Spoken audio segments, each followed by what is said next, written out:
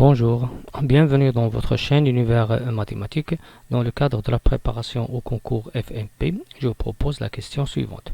On considère la fonction fn définie par fnx égale à nx l'exponentielle de moins nx sur 0 plus l'infini, avec n un nombre réel tel que n supérieur ou égal à 1, et cn sa courbe représentative dans un repère orthonormé OIJ. Ici, on vous donne 5 propositions. On va chercher quelle est la proposition qui est correcte.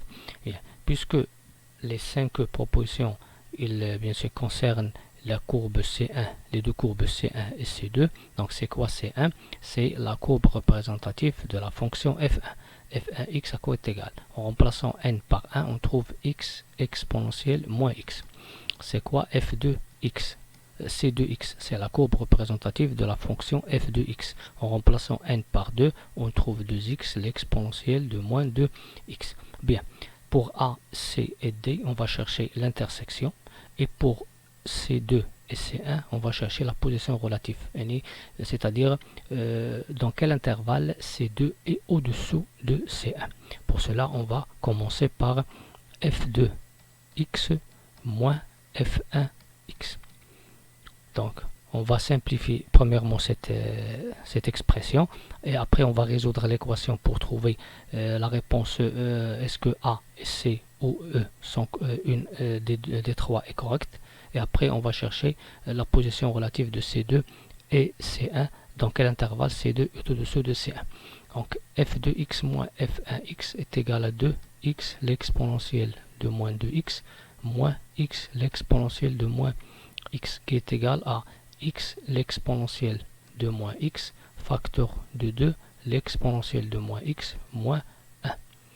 Bien, ici bien sûr pour la résolution de l'équation f2x égale f1x, si et seulement si bien sûr x exponentielle moins x égale à 0 ou 2 l'exponentielle de moins x moins 1 égale à 0, si et seulement si.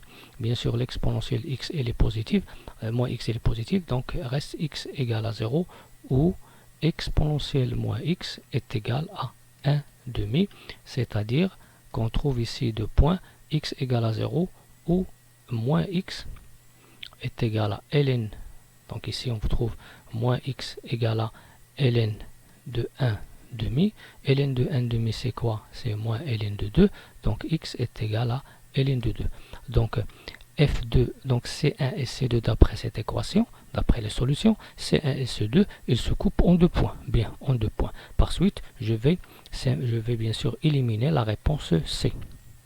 Pourquoi? Parce que ici on voit que les deux courbes ils se coupent, et ici on vous dit que C1 et C2 ne se coupent pas. En quel point ils se coupent ces deux courbes? En deux points qui ont pour abscisse respective 0 et ln de 2. Ici bien sûr j'ai e carré ln4 et ici j'ai e carré e.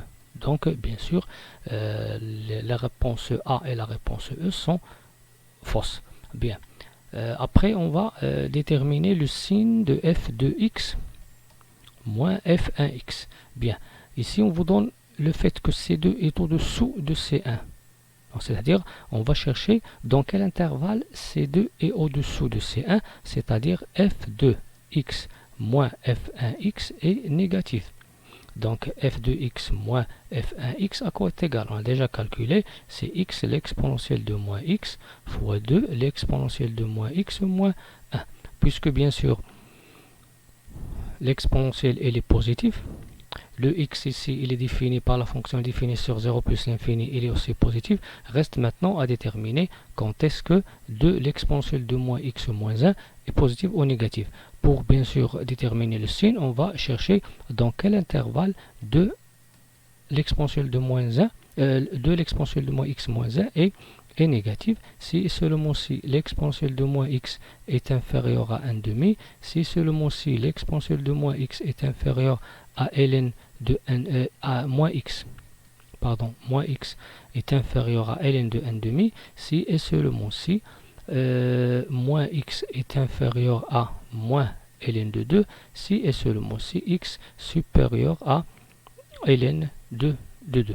Et bien ici au-dessous, c'est-à-dire on va prendre inférieur strictement strictement pour les inéquations ici.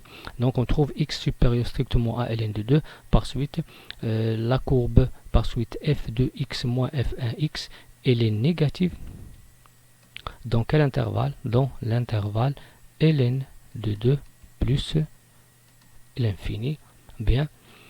Et par suite C2 est au-dessous de C1 dans l'intervalle ln de 2 plus l'infini, c'est-à-dire que la réponse qui est correcte, c'est la réponse B.